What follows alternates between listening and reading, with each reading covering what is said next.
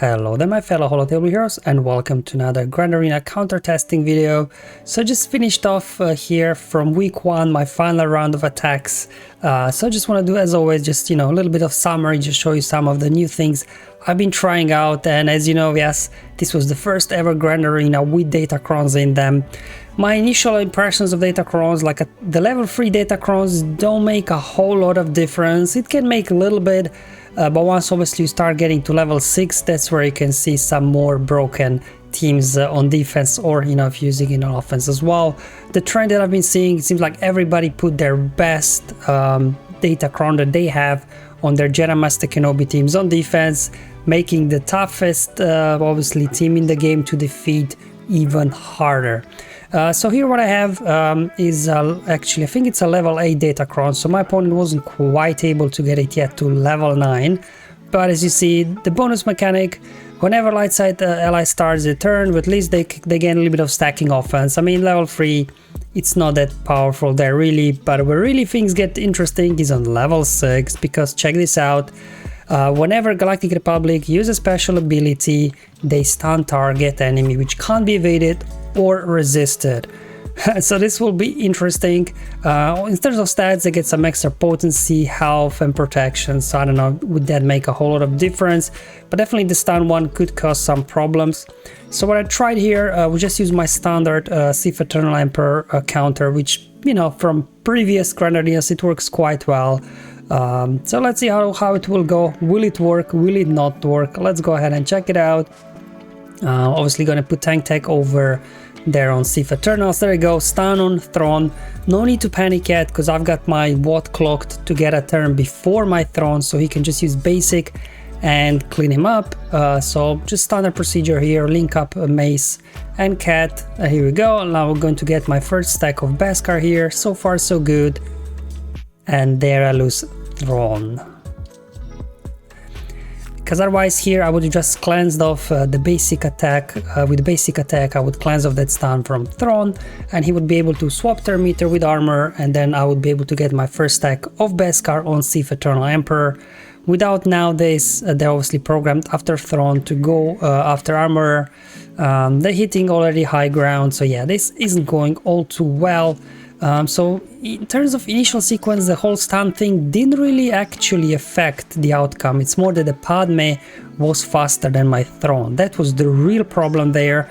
In terms of now continuation of the battle, however, stun does come into play, because GeoBrute there, he was not able to assist on GeoBrute's alpha. He wasn't able to regain the taunt, and then they were just able to smoke everybody else. So it really make the stun there a whole lot of difference. I think if my Thrawn would be faster than their Padme, or if Padme would decide to kick somebody else, right, then I think that Sith Eternal counter could still work. Because to be honest, those stuns don't even matter. You just need 3 stacks of Beskar on Sith Eternal, and then everybody else can just pretty much die off. Although that stacking offense could come into play as well as the battle progresses. There's another team that I faced for the first time. It's a 5th brother lead Inquisitors. I'll be trying out my mod Mothma, because I have no idea what to use versus these guys. It's the first here 5v5 Grand Arena really with these guys. I've never faced them before, so I really don't know what to do, to be honest. There's no data obviously for 5v5 for Inquisitors, because they're quite a new faction still. So I was just assuming, well, I'm surely Mon Mothma can handle them, right? Sure, they are faster than me, they'll get a jump start, but once we turn things around, we get our turn meter train rolling, hopefully I should be able to take them out. We'll see, I have no idea. It's one of those things where obviously I didn't want to throw something too good at them, but again I didn't want to lose the battle, so I'm like, yeah, let's try Mon Mothma, just the standard Mon Mothma lineup now, with Kyle in there, then Pow and Scout providing the turn meter train, and Kara, a little bit of taunting and turn meter removal. And remember, their Inquisitors are all Empire units, so they from Kara can land stuns on them as well, so this hopefully will as well a little bit slow them down. Anyway, let's hop in the battle now and see how this one will go. Now Kyle gets lots of bonus turn meter for all the rebel fighters, right, so he will go first. So I'm like, who do I go first? I have no idea. Going after Fifth Brother maybe, I don't know. Okay, now, oh, he's got some counterattacks. Maybe I should stay off him for now. There you go, the Days Kara. They've got Purge now everywhere. But, you know, with Mothma, I got lots of cleansing, so we should be able to heal this up. But, you know, Inquisitor, they seem to be gaining lots of bonus their meter. I'm not sure why. Maybe because I'm cleansing off some Purge, or I'm gaining bonus turn meter, assist, attacks out of turn. I'm not sure exactly.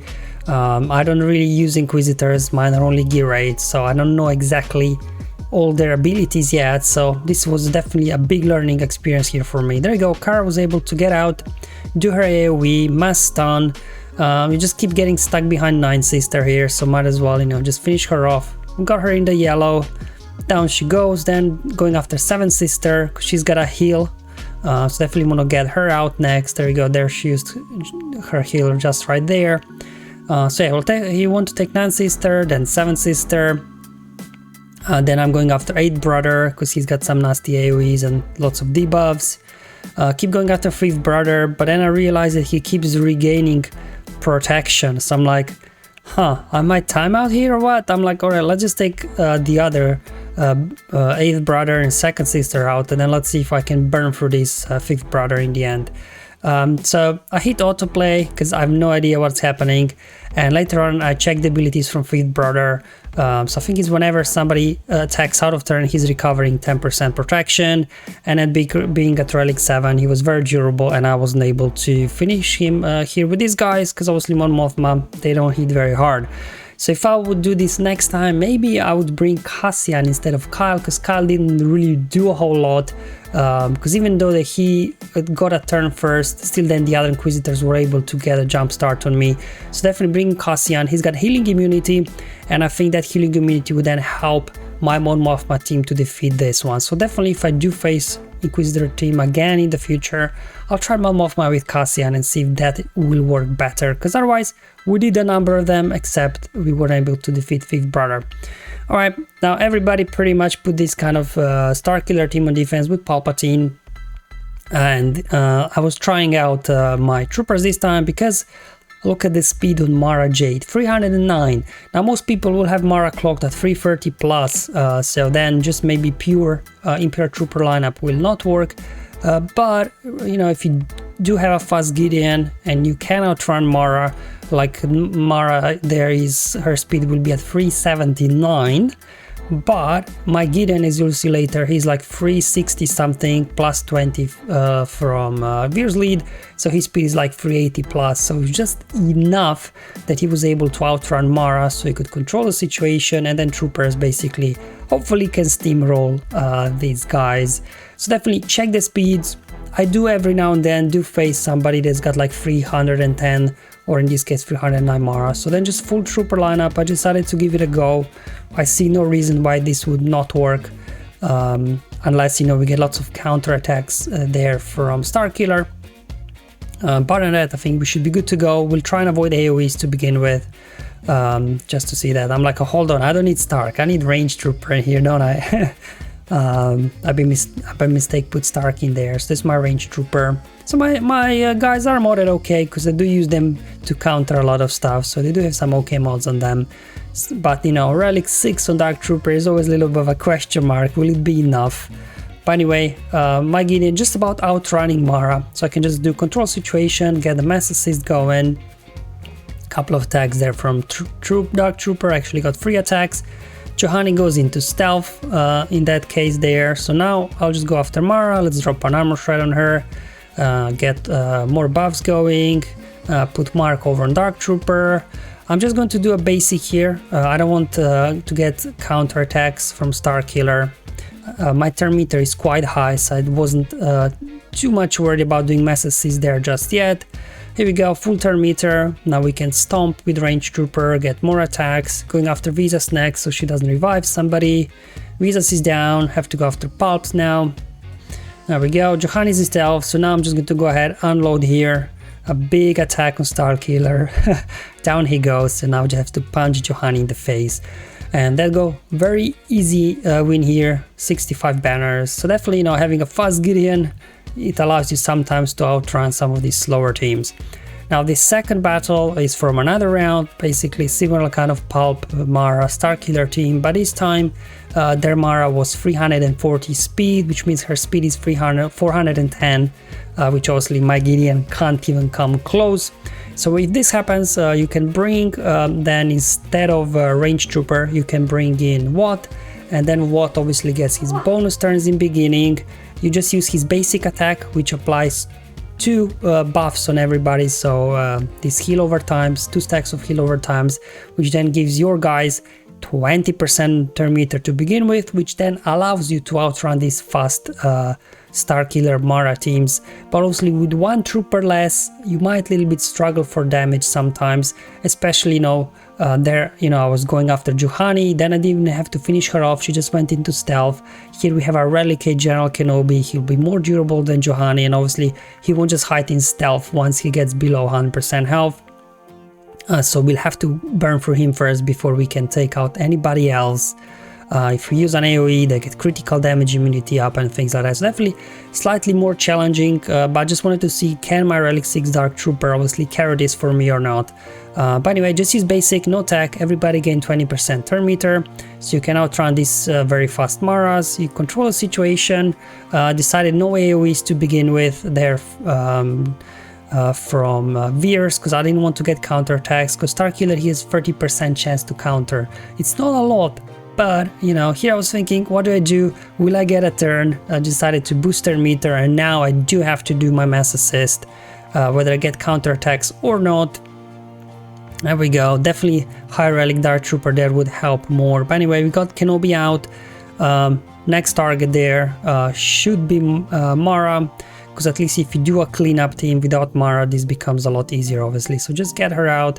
She's not as durable as General Kenobi, but still, everybody do get extra health and protection there from Starkiller's unique.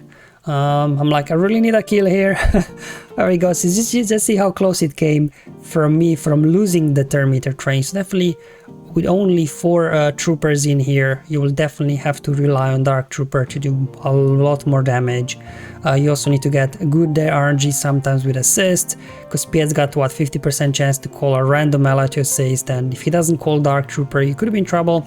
There we go, just down to Starkiller. Like, I didn't know what he's going to do in his max move. Will he daze? Will he do something? Just in case of a daze, I put there on my Dark Trooper tank tag, so he can cleanse of daze in case he gets dazed. But he used his AoE. He did snipe 1 banner from me there, but still 64 banners, I think it's pretty good. So here we have now Hux team.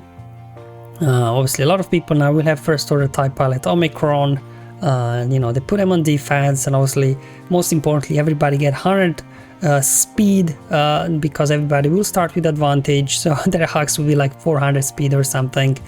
And then additional thing that also pilots Omicron does, obviously, it's like some protection recovery, foresight, but most importantly also some extra damage for these guys. So I know probably gas is an overkill, but I still have had gas at this point available, and I'm like, let's just play it safe for the first here battle versus 5v5 versus first order TIE Pilot Omicron, just to a little bit see what AI does, how it behaves, before we try some lesser teams to take out these first order TIE Pilot Omicrons. And my 501st not modded that great, but it doesn't even matter, because General Skywalker is pretty much carrying his battle, and even having a very fast Rex, outrunning Hux will be hard. And even if you would, to be honest, they've got advantage, so you wouldn't be able to gain bonus turn meter from form up anyways. So let's see. Yeah, so as in 3v3, General Hux does not use his mass assist in beginning, he just gives bonus turn to a random ally, so this is the unpredictability. Who will he give it to? He just gave it to Pilot, which didn't do a whole lot. I'm like, alright, let's see if we can get Sith Trooper out. So here comes the banner snipe. Now no advantage on Hux, so now when I do use form up, I can actually gain bonus turn meter, getting some counterattacks, while obviously Hux has dominance buff on him.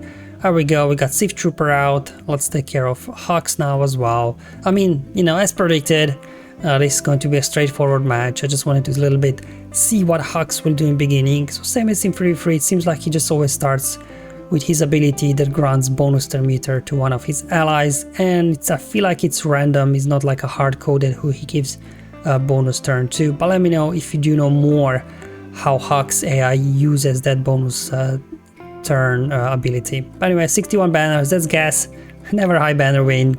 So this is from another round here. I'm like, alright, normally Traya would work versus Hux without first order type pilot.